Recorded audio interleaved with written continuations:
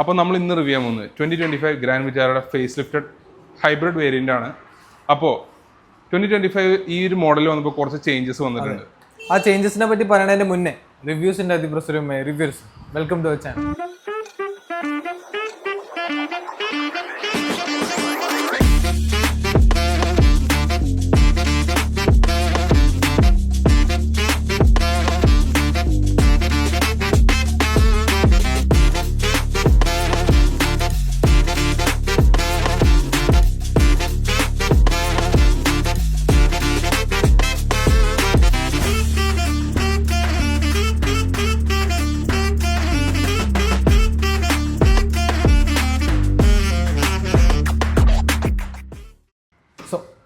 അപ്പോൾ ഇന്ന് നമ്മുടെ കയ്യിലിരിക്കുന്ന 2025 ഗ്രാൻഡ് വിറ്റാര സ്ട്രോങ് ഹൈബ്രിഡ്, അതും ഫേസ് ലിഫ്റ്റഡ്. അതെ, ഫേസ് ലിഫ്റ്റഡ് ആണ്. അപ്പോൾ ഫേസ് ലിഫ്റ്റ് വന്നപ്പോൾ കുറച്ച് ചേഞ്ചസ് വന്നു. വളരെ മൈന്യൂട്ട് ആയിട്ടുള്ള ഇന്റീരിയറിലാണ് ചേഞ്ചസ്, പിന്നെ എക്സ്റ്റീരിയറിലും അങ്ങനെ വലിയ വ്യത്യാസങ്ങൾ വരത്തില്ല. അലോയിന്റെ ഡിസൈനിൽ വ്യത്യാസം വന്നിട്ടുണ്ട്. അങ്ങനെയൊക്കെ അതിന്റെ കാര്യങ്ങൾക്ക് കടക്കാം. ഇനി ഈ വണ്ടി ഗ്രാൻഡ് വിറ്റാര സുസുക്കിയുടെ ആണെങ്കിലും ഇതിൽ വന്നിരിക്കുന്ന എഞ്ചിൻ റൂമിലുള്ള സംഭവങ്ങളൊക്കെ ടൊയോട്ട മെയ്ഡാണ്, ഹൈബ്രിഡ് എഞ്ചിൻ. അപ്പോൾ നമുക്ക് അതിനൊക്കെ പറ്റി ഡ്രൈവിൽ പറയാം അല്ലേ? യെസ്, ഹൈറൈഡറായിട്ട് ഡിഫറൻസ് ഉണ്ട് ഇൻ ലുക്സ്. ഗ്രാൻഡ് വിറ്റാരയുടെ ആ ടിപ്പിക്കൽ നമ്മുടെ സുസുക്കി സ്റ്റൈലിംഗ് ആണ് 3 LED DRLs വന്നിരിക്കുന്നത്. പിന്നെ ഓവറോൾ ഇവിടെ ആ സുസുക്കിയുടെ വലിയ ലോഗോ, ഗ്രില്ലിലും വ്യത്യാസമുണ്ട്. ഈവൻ റെയർ ലുക്ക് വരെ ഹൈറൈഡറായിട്ട് ഡിഫറൻസ് ഉണ്ട് ഓവറോൾ ലുക്സിൽ. പക്ഷെ ബാക്കിയെല്ലാം സിമിലർ ആണ്. ഓക്കെ, നമ്പർ 1 ഈ 2025 വന്ന ചേഞ്ച് ഈ അലോയ്സ് ആണ്. ഈ ഡയമണ്ട് കട്ട്സ് അലോയ്സ് തന്നെയാണ്, പക്ഷെ ഇൻ ഷേപ്പ് ഡിഫറൻസ് വന്നിട്ടുണ്ട്. സെക്കൻഡ്ലി വന്ന ചേഞ്ച് ആണ് ഇതിന്റെ ഒരു ഇലക്ട്രിക് 8-way അഡ്ജസ്റ്റബിൾ സീറ്റ്സ് കൊടുത്തിരിക്കുന്നത്. അതും ഡ്രൈവർ സീറ്റിന് മാത്രമേ വന്നിട്ടുള്ളൂ. അത് നമുക്ക് എല്ലാ രീതിയിലും അഡ്ജസ്റ്റബിൾ ആണ്. Number 3 blind zone. ഫോർത്ത് വന്നിരിക്കുന്ന ചേഞ്ച് ആണ്, ഇതിലൊരു എയർ പ്യൂരിഫയർ ഇൻബിൽട്ട് കൊടുത്തിട്ടുണ്ട്. അപ്പോൾ അതിന്റെ നമുക്ക് ആ ഒരു വ്യൂ കാര്യങ്ങളൊക്കെ ഈ ഒരു ഇൻഫോർടൈൻമെന്റ് സിസ്റ്റത്തിൽ കാണാം. സോ നമ്പർ 5 ആയിട്ട് ഒരു ബേസ് വേരിയന്റ് ഫുള്ളി ഹൈബ്രിഡിന് കൊടുത്തിട്ടുണ്ട്, ഡെൽറ്റ വേരിയന്റ്. സോ അത്രയൊക്കെ തന്നെയുള്ളൂ ഫേസ് ലിഫ്റ്റ് കൊണ്ടുവന്ന കാര്യങ്ങൾ. ഇനി നമുക്ക് ഡ്രൈവിൽ പറയാം. സോ നമ്മളിന്ന് ഡ്രൈവ് റിവ്യൂ ചെയ്യണത് ഫുള്ളി ഹൈബ്രിഡ് ഗ്രാൻഡ് വിറ്റാര. അപ്പോൾ ആദ്യം നമുക്ക് ഇതിന്റെ ഫിഗേഴ്സ് പറയാം അല്ലേ? സോ ഇതിന്റെ എഞ്ചിൻ മാത്രം നോക്കുകയാണെങ്കിൽ 91 bhp 122 Nm ടോർക്കാണ്. ഇതിന്റെ ഹൈബ്രിഡിന്റെ ആ ഒരു പവർ സ്പീക്കേഴ്സ് പറയുന്നത് 79 bhp 141 Nm ടോർക്കാണ്. ഇത് രണ്ടും കൂടി കമ്പൈൻ ചെയ്ത് നമുക്ക് കിട്ടുന്ന bhp എന്താ വെച്ചാൽ 115 bhp. പക്ഷെ ഈ ടോർക്കിലാണ് ഈ ഹെൽപ്പ് ചെയ്യണത് ഈ ഹൈബ്രിഡിലെ ഏറ്റവും വലിയൊരു കാര്യം. സോ അതും ഇത് ഈ ഒരു മോഡൽ വന്നിട്ട് 3 സിലിണ്ടർ യൂണിറ്റ് ആണ്. നോൺ ഹൈബ്രിഡ് 1.5 K സീരീസ് എഞ്ചിനാണ് 4 സിലിണ്ടർ യൂണിറ്റ്. സോ നമ്മള് ഹൈറൈഡർ ചെയ്തപ്പോൾ അത് സുസുക്കിയുടെ എഞ്ചിനായിരുന്നു, സുസുക്കിയുടെ 4 സിലിണ്ടർ എഞ്ചിനായിരുന്നു. ഇത് ഫുള്ളി മെയ്ഡ് ടൊയോട്ടയുടെ എഞ്ചിനാണ്, ഹൈബ്രിഡ് എഞ്ചിനാണ്. സോ ഈ വണ്ടി ആറ്റ്കിൻസൺ സൈക്കിളിലാണ് റൺ ചെയ്യണത്. സാധാരണ പെട്രോൾ എഞ്ചിൻസ് ഒക്കെ ഓട്ടോ സൈക്കിളിലാണ് റൺ ചെയ്യാറ്. ഇത് ആറ്റ്കിൻസൺ സൈക്കിളിലാണ് റൺ ചെയ്യണത്. ഇതിന്റെ ഗുണം എന്താന്ന് വെച്ചാൽ ഇത് നമ്മുടെ ഫ്യൂൽ കമ്പസ്റ്റൻ നടക്കുന്ന ടൈമിൽ ഇൻടേക്ക് വാൾവ്സ് ഓപ്പൺ ചെയ്ത് വെക്കും. അപ്പൊ അത്രയും നേരം അത് ഓപ്പൺ ചെയ്തിരിക്കണോ അത്രയും നമുക്ക് എഫിഷ്യൻസി കിട്ടും. അതാണ് ഈ ആറ്റ്കിൻസൺ സൈക്കിളിന്റെ ഒരു ഗുണം. ഈ പെട്രോൾ എഞ്ചിൻസിനും ഈ ഹൈബ്രിഡിനുള്ള ഒരു എന്താ പറയുക, ആ ഒരു എഫിഷ്യൻസി കൂട്ടാനാണ് അവർ ആറ്റ്കിൻസൺ സൈക്കിൾ കൊടുത്തിരിക്കുന്നത്. എങ്ങനെയുണ്ട്? സ്മൂത്താണ്, ഭയങ്കര സൈലൻസും ആണ്. ആ ഒരു EV മോഡ് സ്റ്റാർട്ടപ്പ് ചെയ്യുമ്പോൾ ആ ഒരു ഫീല് ഭയങ്കര രസമാണ്, ഭയങ്കര സൈലൻസ്. ഇത് നമ്മൾ നമ്മുടെ ആക്സിലേറ്റർ ഇൻപുട്ട് അനുസരിച്ച് ആ എഞ്ചിൻ ആ ഒരു ടാപ്പ് ചെയ്യുമ്പോൾ ഓണാവും. ഇനി ഇടയ്ക്ക് വെച്ച് ചാർജ് ഫുൾ ആയി തോന്നുകയാണെങ്കിൽ നമുക്ക് EV മോഡിലേക്ക് സ്വിച്ച് ചെയ്യാം. പക്ഷെ EV മോഡിലേക്ക് സ്വിച്ച് ചെയ്യുമ്പോൾ എന്താ വെച്ചാൽ ബാറ്ററി അത്രയും ചെറുതല്ലേ, അപ്പൊ ഫുള്ളി ആ ചാർജ് ഉണ്ടെങ്കിൽ അത് വർക്ക് ചെയ്യും, അല്ലെങ്കിൽ അത് വർക്ക് ചെയ്യില്ല. അതിന് അത്രയും ഒപ്റ്റിമം ആ ഒരു പവർ വേണം ആ ബാറ്ററിക്ക്. അത്രയും ഒരു നമ്മൾ ഈ ഹൈവേ റൺസ് കുറെ പോവുകയാണെങ്കിൽ ബാറ്ററി അത്രയും എനർജി സ്റ്റോർഡ് ആയിരിക്കും.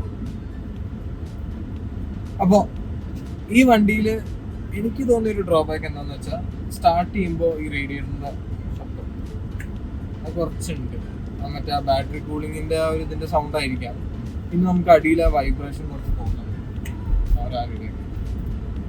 എന്താ വെച്ചാൽ ബാറ്ററി അത്രയും കൂളാവണം. അപ്പോൾ ഒരു വലിയൊരു റേഡിയേറ്ററാണ് ആ ഫ്രണ്ടിൽ കൊടുത്തിരിക്കുന്നത്. അപ്പോൾ സോ മൊത്തത്തിൽ വണ്ടി വെൽ ഒരു എന്താ പറയുക ബാലൻസ്ഡ് ആണ് കംഫർട്ടിൽ നോക്കുന്നില്ല. സസ്പെൻഷൻ നല്ല കുഴപ്പമൊന്നുമില്ല. സോഫ്റ്റ്നെസ് മെറ്റീരിയൽസ് ഫുൾ ലെതറൊക്കെ കൊടുത്തത് സുസുക്കി ആണല്ലോ ഫുൾ ആ ഒരു ഇന്റീരിയേഴ്സ്. അപ്പൊ നമുക്കറിയാം എത്ര കാലം വേണേ നിന്നോളൂ. ബിൽഡ് ടു ലാസ്റ്റ് ഇന്റീരിയേഴ്സ് ആണ്.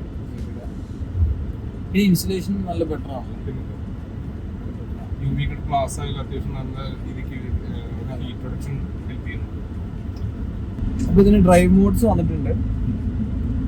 ഡ്രൈവ് മോഡ്സ് പറയുമ്പോൾ ഏറ്റവും സ്ട്രോങ് സ്പോർട്ട് മോഡ് കൊടുത്തിട്ടുണ്ട്. പവർ മോഡ് എന്നാണ് ഇവർ വിളിക്കുന്നത്. പിന്നെ ഇക്കോ മോഡ് ഉണ്ട്. പിന്നെ ഉള്ളത് ഫുള്ളി EV മോഡാണ്. നമുക്ക് ഇതിന്റെ പവർ മോഡ് ഒന്ന് ചെക്ക് ചെയ്താലോ. എഞ്ചിൻ ഓണായി. അത്യാവശ്യം ആ ഒരു ഇനീഷ്യൽ പുള്ളുണ്ടല്ലേ, ആ ടോർക്ക്, ആ ഒരു ഹൈബ്രിഡ് അസിസ്റ്റ് ഉള്ളതുകൊണ്ട് സൗണ്ടും കൊണ്ടത്. ഇത് 3 സിലിണ്ടർ എഞ്ചിനാണ്. 4 സിലിണ്ടർ അത്രയും നല്ല സൗണ്ട് അല്ല, പക്ഷെ എന്നാലും അല്ലേ കുഴപ്പമൊന്നുമില്ല. പിന്നെ ഫീച്ചേഴ്സ് അങ്ങനെ സീറ്റ് വെന്റിലേഷൻ, 360 ക്യാമറ ഉണ്ട്, അങ്ങനത്തെ എല്ലാം കൊടുത്തിട്ടുണ്ട്.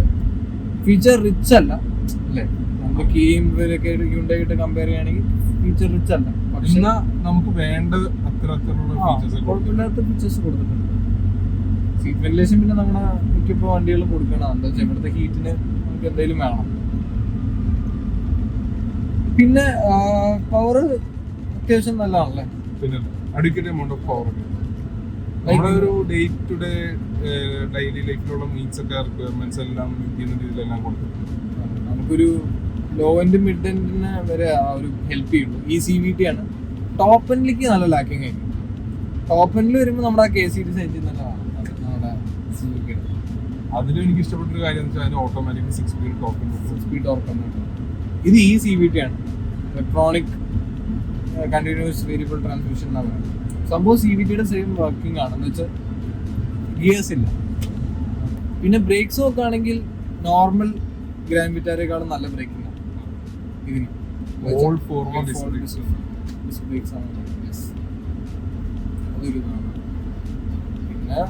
പിന്നെ ബൂട്ട് സ്പേസ് ഇത്തിരി കുറഞ്ഞു. ബൂട്ട് സ്പേസ് ഇത് ഹൈബ്രിഡ് വേർഷൻ ആയിട്ട് 280 ലിറ്റേഴ്സ് ഓഫ് ബൂട്ട് സ്പേസ് ഉള്ളൂ.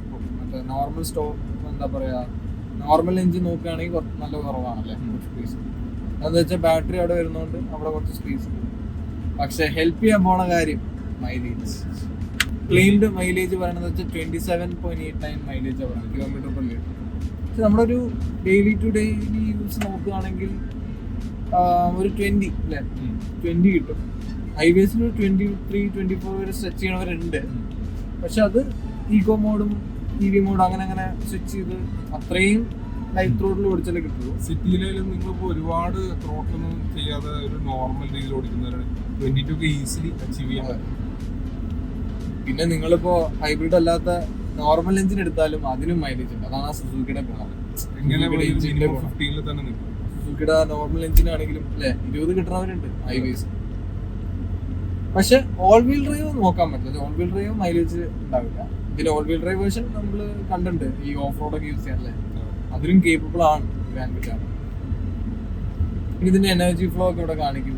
നമുക്ക് എങ്ങനെയാണ് എനർജി പോകുന്നത്, ബാറ്ററിയിലോട്ടാണോ പവർ ചാർജ് ചെയ്യണം, എല്ലാം ഇങ്ങനെ കാണിക്കും. നമ്മളൊരു സിറ്റി യൂസിന് എന്തായാലും ഒരു 17-16 ഒക്കെ കിട്ടും അല്ലേ, കിലോമീറ്റർ പെർ ലിറ്റർ ട്രാഫിക് യൂസിലൊക്കെ ആണെങ്കിൽ. അപ്പോൾ നമ്മളൊരു ആവറേജ് പറയുകയാണെങ്കിൽ ഒരു 17 to 22 കിലോമീറ്റർ പെർ ലിറ്റർ ഇടയിൽ കിട്ടും.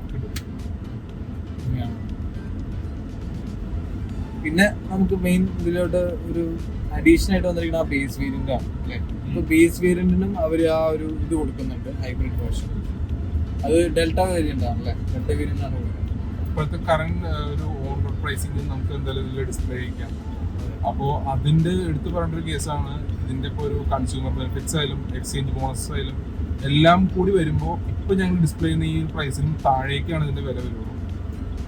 സോ അതിനെപ്പറ്റി കൂടുതൽ അറിയാനായിട്ട് ഷോറൂമായിട്ട് നമുക്ക് കോൺടാക്ട് ചെയ്യുന്നതാണ്.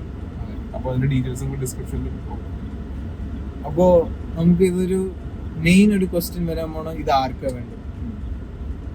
സോ നോക്കുമ്പോൾ ഇതിന്റെ കോമ്പറ്റീറ്റർ നോക്കുമ്പോൾ ഹൈബ്രിഡ് ഇല്ല അല്ലേ. ഇതിന് കോമ്പറ്റീറ്റർ നോക്കുകയാണെങ്കിൽ കിയയുടെ സെൽട്ടോസ്, ക്രെറ്റ, ഇവരൊക്കെ ആ ഒരു ഡീസൽ എൻജിൻസ് ഒക്കെ കൊടുത്തിട്ടുണ്ട്, പക്ഷെ ഹൈബ്രിഡ് കൊടുത്തിട്ടുണ്ട്. അതുകൊണ്ടാണ് ഈ വണ്ടി ഇപ്പോൾ സ്റ്റാൻഡ് ഔട്ട് ചെയ്ത് നിൽക്കുന്നത് ആ ഹൈബ്രിഡിന്റെ കേസിൽ. പക്ഷെ നിങ്ങൾക്ക് EV വേണമെന്നാണെങ്കിൽ EVയിലോട്ട് ഇപ്പോൾ ഈ വിറ്റാര വരുന്നുണ്ടല്ലേ, അത് എന്തായാലും നമ്മൾ ഡ്രൈവിന് കൊണ്ടുവരുന്നതായിരിക്കും. അത് ഇറങ്ങിയിട്ടില്ല, നമ്മുടെ ഇവിടെ ജസ്റ്റ് ഡിസ്പ്ലേയിൽ വന്നിട്ടുമില്ല അല്ലേ. അതെനിക്ക് ഇഷ്ടപ്പെട്ട വേറൊരു കാര്യം എന്ന് വെച്ചാൽ മറ്റ് ബ്രാൻഡ്സ് പോലെ നേരെ കൊണ്ടുപോയി ലോഞ്ച് ചെയ്യല, മാനേജ് ചെയ്ത് പ്രോപ്പർ സ്റ്റഡി നടത്തി എല്ലാ രീതിയിലുള്ള മിസ്റ്റേക്സ് എല്ലാം ക്ലിയർ ഔട്ട് ചെയ്തിട്ടാണ് ആ ഒരു പ്രോഡക്റ്റ് അവർ മാർക്കറ്റിൽ പോകുന്നത്. അതൊരു നല്ലൊരു അഡീഷൻ. എന്താ വെച്ചാൽ അവർക്ക് കോമ്പറ്റീറ്റേഴ്സ് നോക്കുമ്പോൾ ക്രെറ്റയ്ക്ക് EV ഉണ്ട്, അതേപോലെ കിയയും കൊണ്ടുവരുന്നുണ്ട്. അപ്പോൾ അതിന് എം ജിയാണ് മെയിൻ കോമ്പറ്റീഷൻ. അവർ ഇലക്ട്രിക്കൽ ശരിക്കും പിടിച്ചു നിൽക്കുന്നു നമ്മുടെ ഇന്ത്യയിൽ. അപ്പോൾ അവർക്കൊരു കോമ്പറ്റീഷനായിട്ട് എന്തായാലും സുസുക്കി കൊണ്ടുവരുന്നുണ്ടാവും ഈ വിറ്റേര. സോ ഇത്രയൊക്കെ തന്നെ ഉള്ളൂ അല്ലേ നമ്മുടെ review. So thank you Suzuki നമുക്ക് ഗ്രാൻഡ് വിറ്റാര റിവ്യൂവിന് തന്നതിന്. സോ ഈ വണ്ടി നിങ്ങൾക്ക് ചെക്കൗട്ട് ചെയ്യണമെങ്കിൽ നമ്മുടെ ഇൻഡസ് മോട്ടോഴ്സ് നെക്സ നമ്മുടെ മുട്ടം മെട്രോ സ്റ്റേഷൻ്റെ ഓപ്പോസിറ്റിലായിട്ട്. സോ വേണ്ടവർക്ക് ഇവിടെ വന്ന് ചെക്ക് ചെയ്യാം. സോ അത്രയ്ക്ക് തന്നെ ഉള്ളൂ. Thank you for watching. Like, support and subscribe.